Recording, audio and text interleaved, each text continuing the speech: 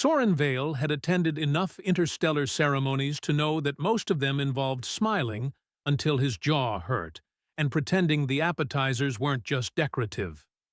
But Astral Prime's coronation hall defeated even his expectations. The air shimmered with floating auroras, drifting like lazy ribbons across the ceiling, while crystalline banners cascaded light in patterns that made his eyes water if he stared too long. Courtiers glided past in robes that defied gravity, physics, and, in one case, common sense. He tried not to stare at that one too long either. He kept his posture straight, reminding himself that humans were considered endearingly primitive here. An insult framed as a compliment, which was an art form in astral diplomacy. The ceremony proceeded with its usual grandiosity until the Queen made her entrance. Queen Mirelle stepped into view with a poise that silenced the chamber. Her blue skin gleamed softly beneath the star lanterns, her long golden braid flowing like liquid metal. Her ears, elegantly elongated, framed her face in a way that made her seem sculpted, specifically to make humans feel under-evolved. Soren inhaled sharply despite himself, then immediately scolded himself for reacting like someone who hadn't spent years in diplomacy training. He moved through the greeting line with the precision of someone determined not to embarrass his entire species. But when he reached for his datapad to check the seating protocol, fate intervened in the form of a very small, very old object slipping out of his pocket. The clatter echoed far louder than it should have for something that weighed less than a feather. He froze. Several nobles froze. A serving droid froze, even though that made no logical sense.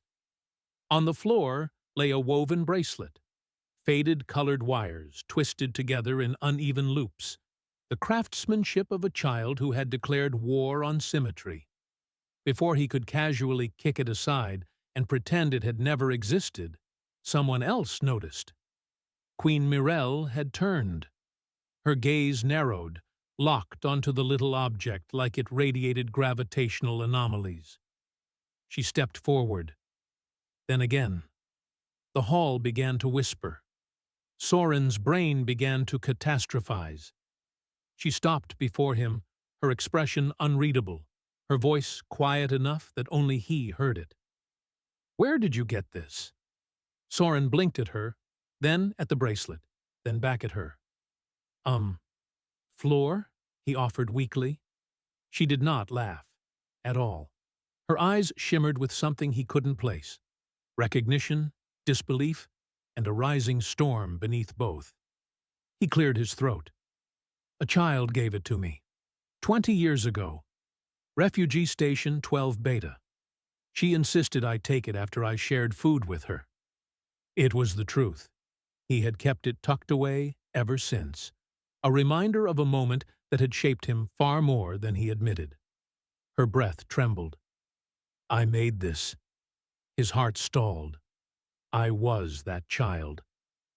The hall did not merely fall silent.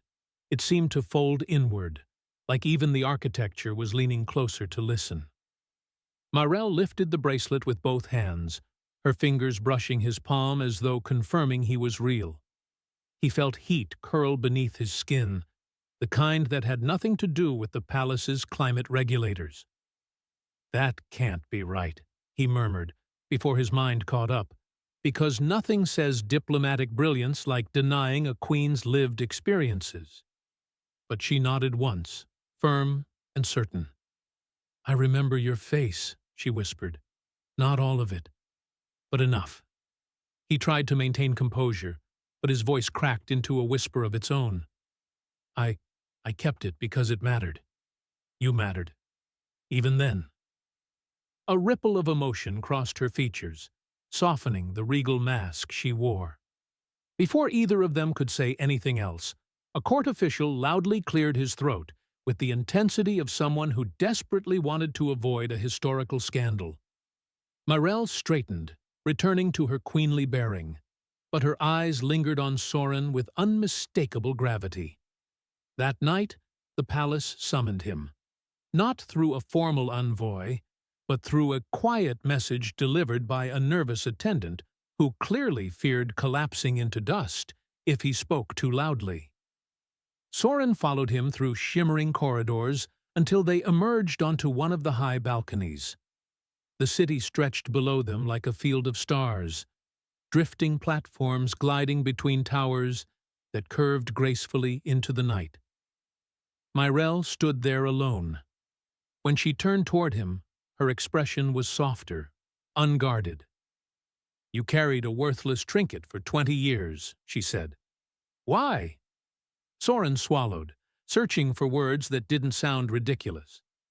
The first attempt came out as, "Well, I'm sentimental, and possibly a hoarder." Her lips twitched, a tiny spark of amusement. Encouraged, he continued, voice quieter now. "Because it reminded me that small kindnesses matter, that even in chaos, you can choose to care." The queen looked out over the glowing skyline, her long ears dipping slightly, a sign he recognized from cultural briefings as vulnerability. "I have thought of that day many times," she said softly. "I wondered if you survived, if I imagined you, if I imagined the kindness itself." "You didn't," he said. "I'm still here." She turned back to him, the faintest smile touching her lips. "Yes," she whispered, "you are." And in that moment, beneath drifting auroras and silent stars, the past they had each carried alone for decades finally began to breathe again. Soren learned very quickly that Astral Prime had a talent for turning whispers into storms. By morning, half the palace believed he and the queen shared an ancient soul bond.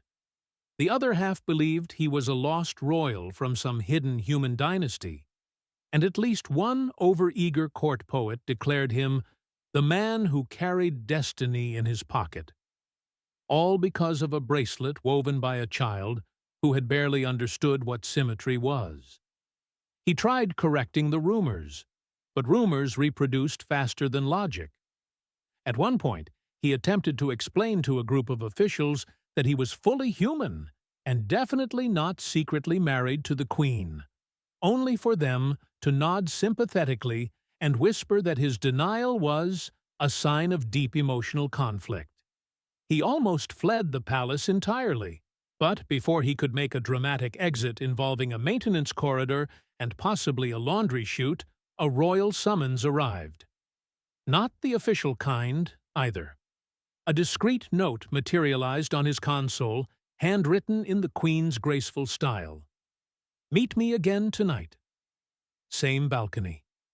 The message dissolved into sparkles after he read it, which he found both impressive and deeply inconvenient, because now he had no proof the Queen had invited him. If anyone questioned him, he would sound like a man hallucinating invitations from royalty. That evening, he made his way through the glowing corridors, trying not to look suspicious. The palace guards followed his movements with polite but unmistakable curiosity, clearly wondering if he was about to stage a coup using emotional vulnerability and poor fashion coordination. When he stepped onto the balcony, Queen Myrelle was already there, standing at the edge as if listening to the hum of the city far below. The drifting auroras wrapped light around her silhouette, giving her an almost ethereal glow. She turned when she sensed him. "Thank you for coming," she said, her voice calm, though he noticed the faint dip of her long ears, an astral sign of uncertainty. Soren tried not to trip over his own feet. "Of course. I mean, you summoned me. Not that I wouldn't come otherwise. Well, actually, I might panic and hide, but that's not the point." A small smile warmed her expression. "You haven't changed much. Considering I was 8 years old the last time you saw me, that's not entirely reassuring." She laughed softly, the sound carrying into the night like a ripple of starlight. Then her tone shifted, gentler. "I wanted to understand something. You kept that bracelet for 20 years, Why hold on to something so insignificant? He swallowed, feeling the air tighten around them. Humor tugged at him, but this time he answered slowly, honestly, without deflection.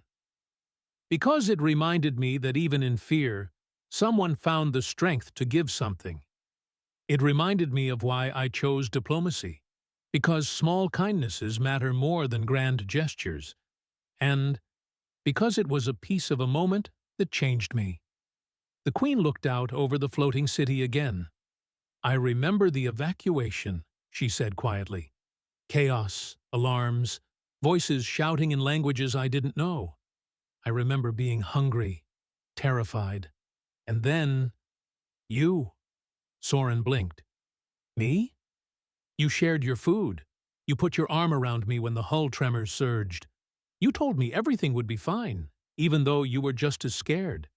She exhaled, her breath shaking. I never forgot that kindness. I thought, perhaps I imagined it. Soren felt something shift inside him.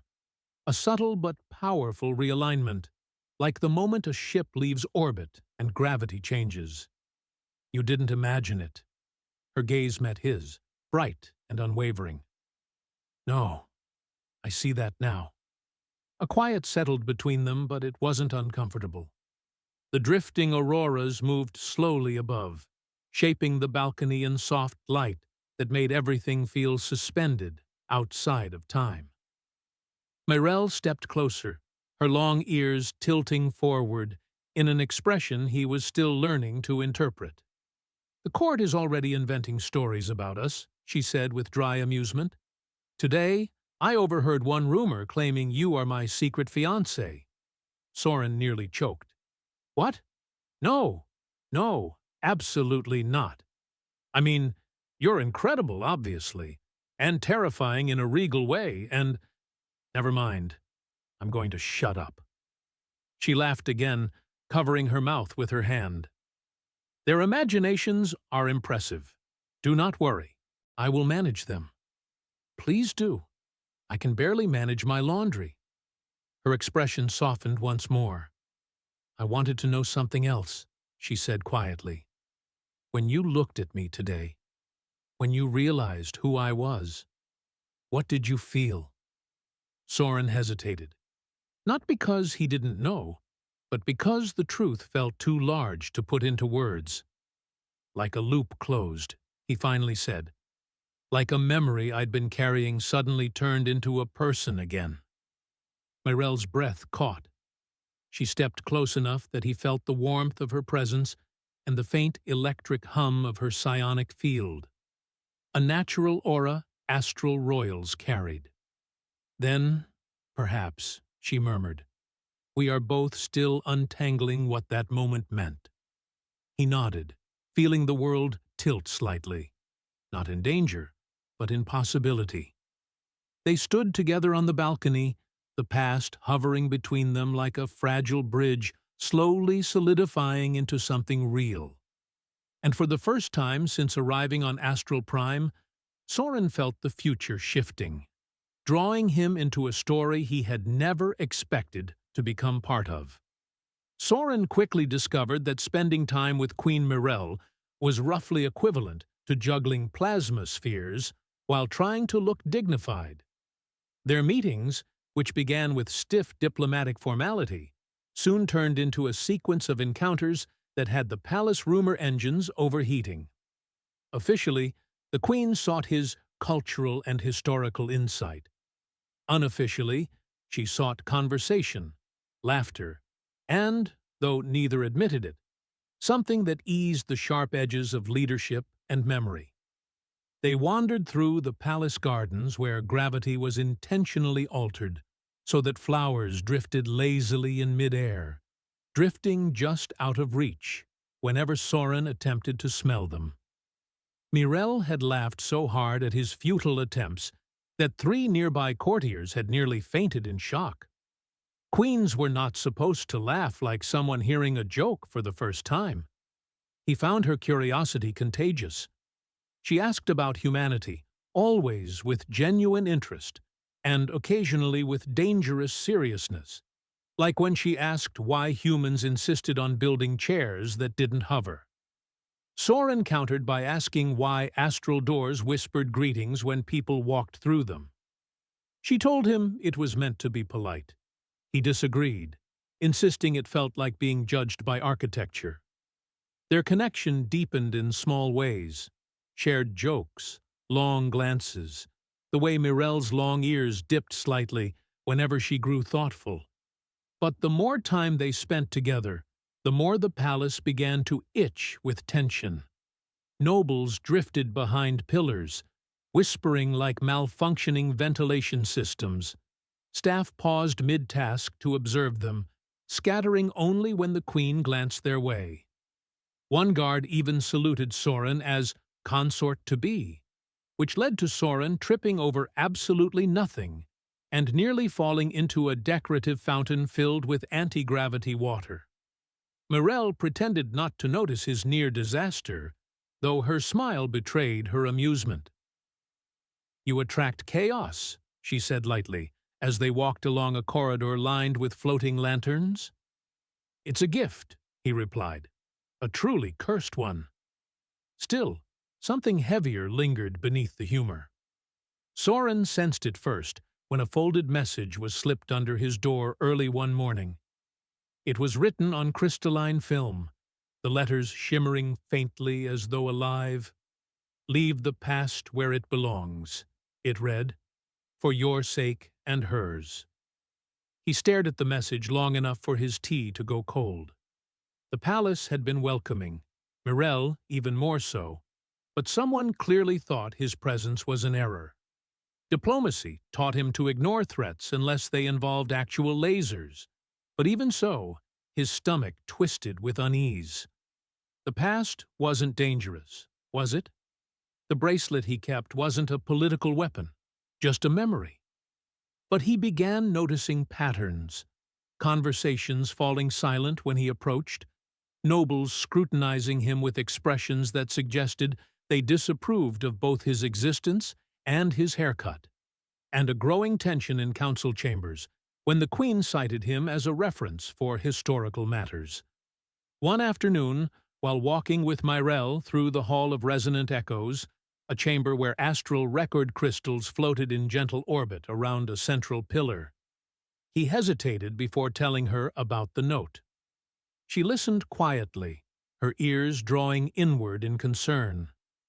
"You should not have received something like that," she said. "They overstep." "Are they wrong to worry?" he asked carefully. "I'm an outsider, a reminder of a time in your life some people might prefer hidden." She stopped walking, turning toward him with a determined calm that made the air feel charged. "The past shaped who I became," she said. "I will not erase it because others fear it." He nodded, though doubt still whispered at the edges of his thoughts. Something was unfolding around them, pressure building in the shadows of the palace. But Mirelle, resolute even when the world pressed against her, moved closer. "If anything threatens you," she added more softly, "I will know." Soren tried to lighten the mood, though his voice was quieter than usual. "What if it's someone insulting my diplomatic shoes? Will you intervene then?" Her lips curved. "Only if they insult them accurately." Their laughter eased some of the tension, but certainty settled within him. The queen wasn't afraid, but others were. The bracelet had connected them, yes, but it had also exposed a vulnerability in her past that some factions clearly wished would vanish. Later that night, Soren stood in his guest chamber, looking at the woven bracelet resting in his palm. The colored wires were faded, but they still carried the warmth of a child's gratitude and a moment that had meant everything to him. He wondered if keeping it had unknowingly pulled him into something far bigger than memory. Something political, emotional, and possibly dangerous. He wondered if Mirelle understood how deeply this connection was reshaping his path. As drifting lights outside his window pulsed like stars in slow motion, he realized something else, too. For the first time in years, he didn't want to run from uncertainty. He wanted to stay, no matter what whispers or warnings followed. Because Myrell's presence, warm, steady, unexpectedly vulnerable, made him feel like that frightened child had grown into someone who mattered. And somewhere in the palace, hidden eyes were watching, waiting for their next move. Soren had expected political tension, but he had not expected to become the center of a full palace controversy, fueled by nobles who appeared to have studied gossip as a primary science. By the fourth week of his stay, the court's whispers had evolved into something resembling a coordinated campaign. He was either manipulating the queen, endangering diplomatic stability, or plotting to redecorate the palace in human style. The last rumor upset everyone the most. Astrals took architecture personally. The pressure came to a head during a council meeting, where Soren had been invited strictly as an observer. He sat quietly at the circular table, trying to look harmless and possibly invisible. But the nobles kept glancing at him as if he were a malfunctioning explosive disguised as a man.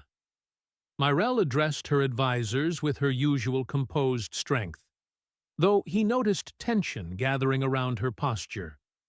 She listened to proposals, counter-arguments, and one noble who took the opportunity to deliver a passionate speech about chair ergonomics for reasons Soren still didn't understand. Then the tone shifted. Lord Vielthor, known for his impressive collection of jeweled walking sticks and his equally jeweled opinions, rose from his seat. "Your Majesty," he began, offering Myrell a bow so dramatic it nearly became a workout routine. "Many among us have grown concerned about your recent choices." Soren felt his stomach tighten.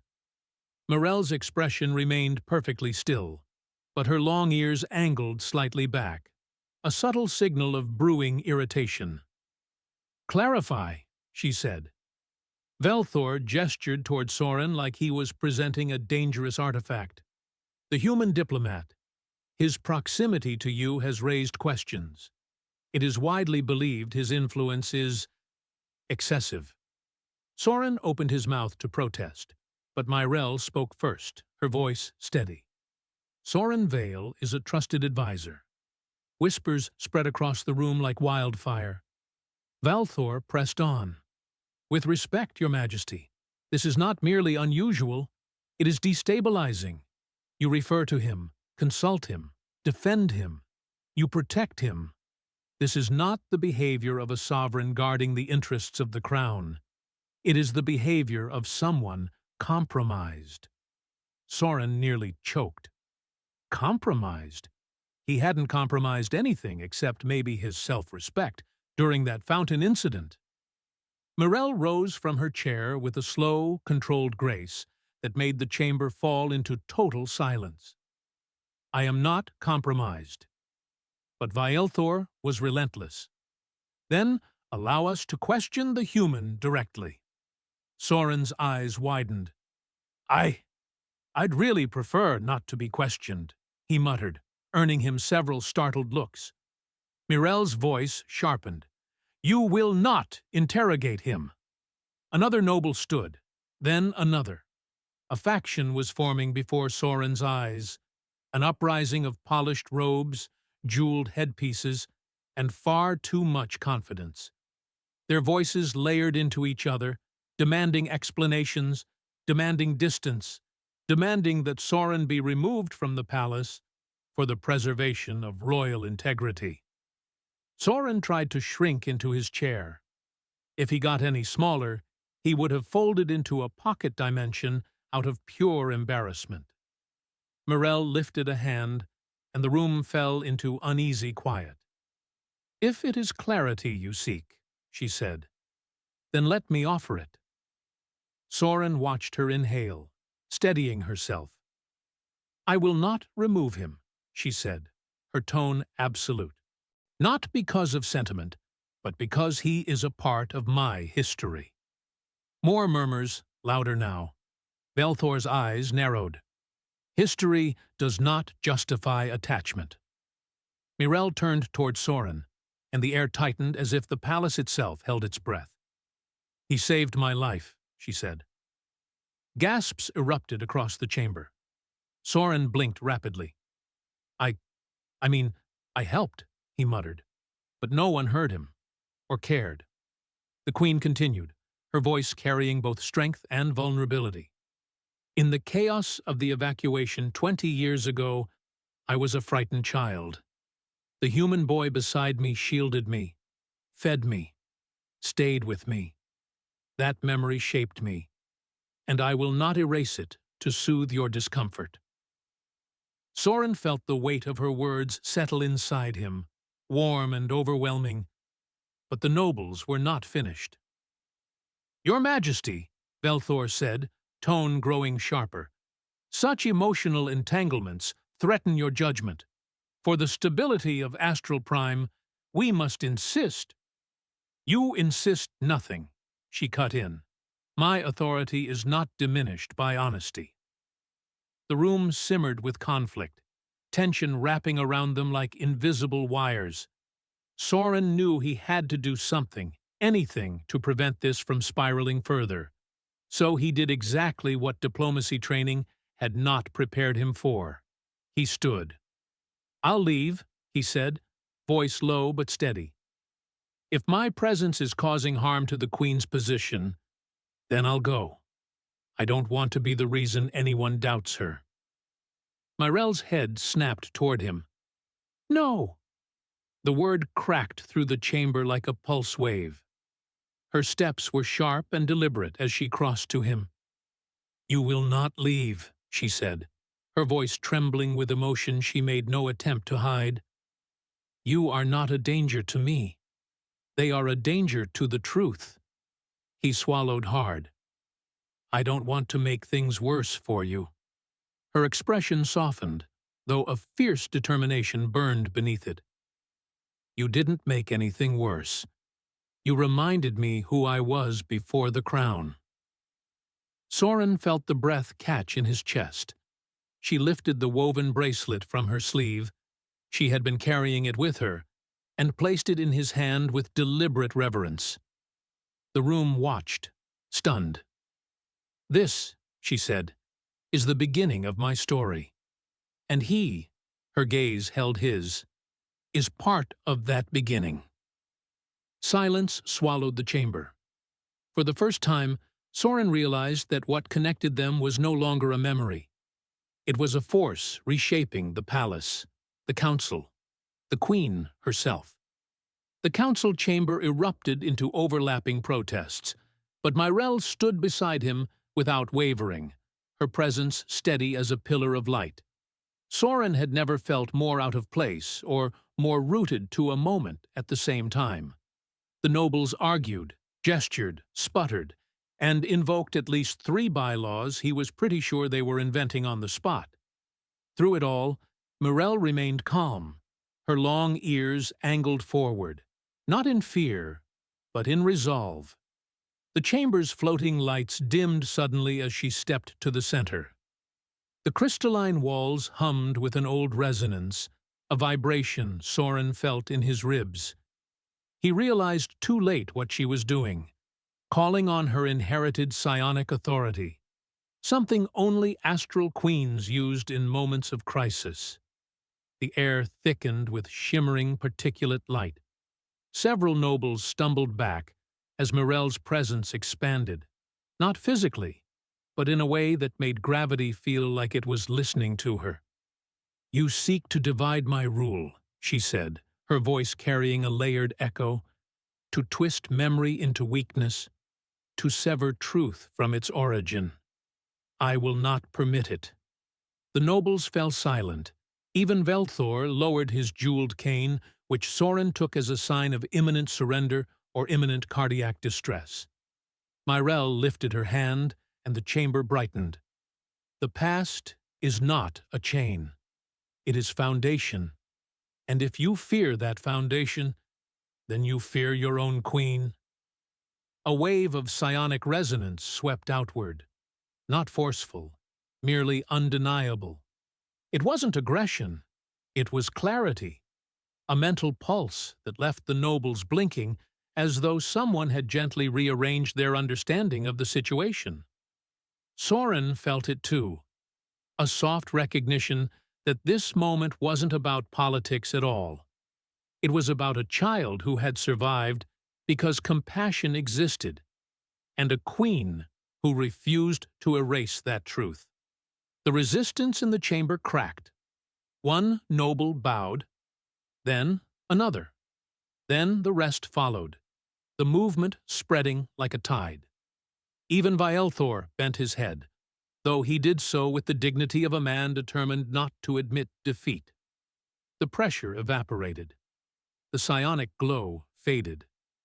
Myrel exhaled, a long, quiet breath, and the chamber lights returned to normal. Later, when the formalities dissolved and the council dispersed, Soren found himself walking beside her through a quiet corridor lined with starlit glass. It was the first time in days the palace didn't feel like a pressure chamber. Myrel looked tired, but a peaceful kind of tired. The kind that comes from choosing one's truth and standing by it. "I didn't expect you to defend me like that," he said softly. She looked at him, a faint smile forming. "You didn't defend yourself?" "So I did. I was trying to protect your position," he said, "and possibly my lifespan." "You did neither," she replied, her smile widening. He laughed, then sobered. "You shouldn't have had to confront them because of me." Her long ears lifted slightly. "I didn't confront them because of you. I confronted them because of who I used to be and who I am now. You reminded me that both matter." They stopped at one of the balcony overlooks, the same one where she had first asked him about the bracelet. The drifting auroras glowed below, painting soft blues and golds across her skin. She looked almost exactly as she had the night they reconnected, yet not the same at all. Something in her gaze was steadier now, anchored. "Do you regret keeping it?" she asked. "The bracelet?" He shook his head. "It saved me more times than I can count. Not physically, but it reminded me to be someone I wasn't ashamed of becoming." She stepped closer. "And now?" "Now," he whispered, "it reminds me of someone I want to know, not just remember." Her breath caught, and she looked away briefly, as if gathering her thoughts. "I searched for that moment my entire life," she admitted. "Not because I expected to find the boy again, but because I needed to understand why kindness felt like a kind of destiny." He wasn't sure when he reached for her hand, only that she didn't pull away. Her fingers were warm, steady. The connection was simple, human, and yet somehow filled with the echoes of everything they had survived separately before finding each other again. The palace was quiet. The city below shimmered. "Myrel," he said, "what happens now?" She laughed softly. "Now? Now the nobles will write 10 contradictory reports. The gossip networks will explode, and Valthor will probably faint at least once." "Good," Soren said. "Fainting builds character." "But," she added gently, "beyond that, we begin again. Not as frightened children on a station, not as queen and diplomat, as two people who share a beginning and now choose to build what comes after." He felt something settle inside him, certainty, warm and grounding. They stood together beneath the drifting auroras, the bracelet resting between their joined hands, no longer a relic of the past, but a quiet promise of the future. And for the first time, Soren understood that the gift he had carried all these years had never been a childish trinket. It was the start of a story, one that he and Myrel were finally ready to continue, side by side.